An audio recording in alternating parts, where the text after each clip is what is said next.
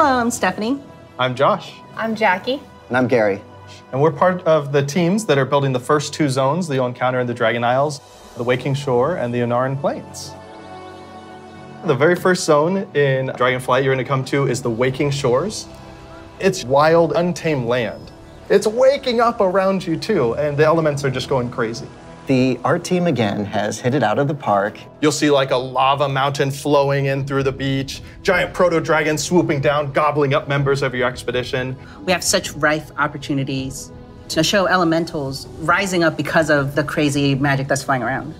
The one of the things I love is just how you get to the Dragon Isles, right? So you're gonna get on your boat in Stormwind or Orgrimmar, and the first thing you do is sail between like the dragon ruin architectures. The boats come right alongside each other. You can jump from one boat to the other and just start causing havoc on the other faction's boat. For those who love PvP, this is a great opportunity for war mode. True. It's free for all out there. It's gonna be great. But it's okay. There's an innkeeper on the beach, so that if you're in that situation and you don't want to be in war mode anymore, you can just hop out right there. The Reliquary and the Explorers League are working together. The Horde and Alliance are sending an expedition together. It's not the military, it's not the soldiers. This is the scientists, the settlers, exploring this new land. So it's a lot more optimistic tone. One of my favorite things about the Waking Shores is the Red Dragonflight, led by Queen Alexstrasza, the Lifebinder. They have the mandate of nurturing and protecting all life, which means Horde and Alliance, Gorloks, trolls, everybody. So they take that duty seriously. When the Horde and the Alliance come to the Waking Shores, they want to be there to help guide the people through the new land and welcome them. But they're not the only one in the Waking Shores. We have the ancestral home of the Black Dragonflight there too, which has fallen on tough times since Deathwing's descent. And so Rathian's coming over to the Isles with us, and he's gonna try and come to terms with the state of the Dragonflight, which is a few loyal Draconids and Dragon Spawn trying to hold their ground. What can the future of the Dragonflight be if it's just Rathian? Because it's not just the dragons that are coming back to the Dragon Isles, but also their longtime rival, the Jarden. I love the Jarden so much. They're half giants that wield the power of magma. And when the Waking Shores and the Dragon Isles went to slumber, they also slumbered.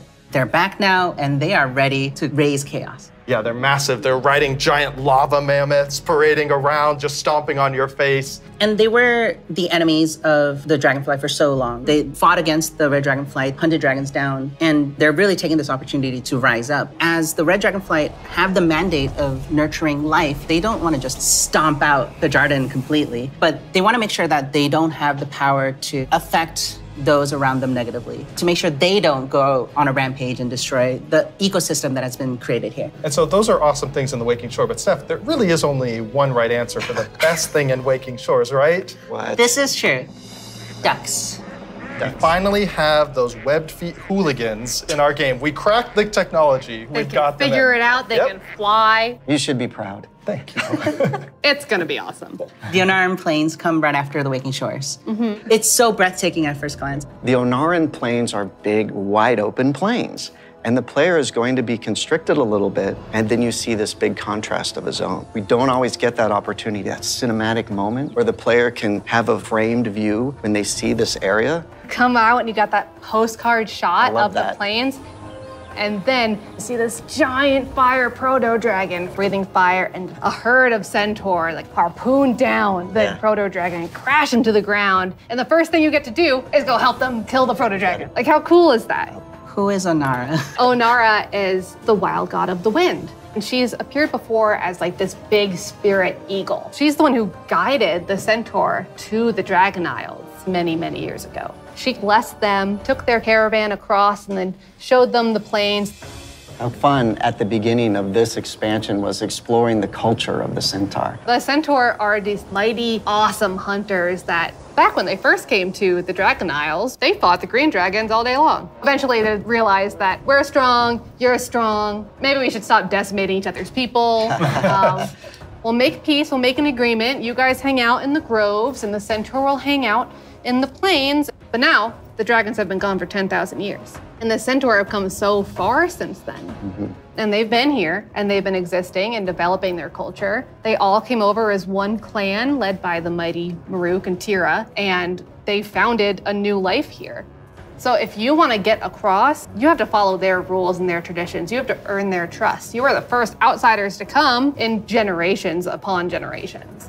The centaur might rule the open plains, but the green dragons make their home in the groves. And those groves are absolutely gorgeous. And how great a job it is that we have where I can take all of this beautiful artwork and build these beautiful fantasy groves, high fantasy. We want to do lots of things with an open plain, and we want to be creative with that. But we're restraining ourselves by letting the zone sing, letting the horizon tell the story. We certainly couldn't have done that in the vanilla WoW. No, definitely not. The zones are so big and you can see so far, especially in Ohn'ahran Plains. So we talked to the engineers and we actually increased that distance. It spurs you on to want to adventure and look through the zone and explore everything. The interesting thing for me is we have all these conflicts with the dragonflights. There's missing dragons, there's battles, there's so much crazy stuff happening, but that's not really all we're doing. There's so much extra fun activities for people to do. And the greatest thing is that you need to figure out exactly what's going on and help solve all the problems that are just sprouting up everywhere. We're just really excited to tell a story that's grounded in Azeroth and exploration. There's so much more to talk about. But now we're gonna have some folks talking about the next two zones that players are gonna experience in the Dragon Isles.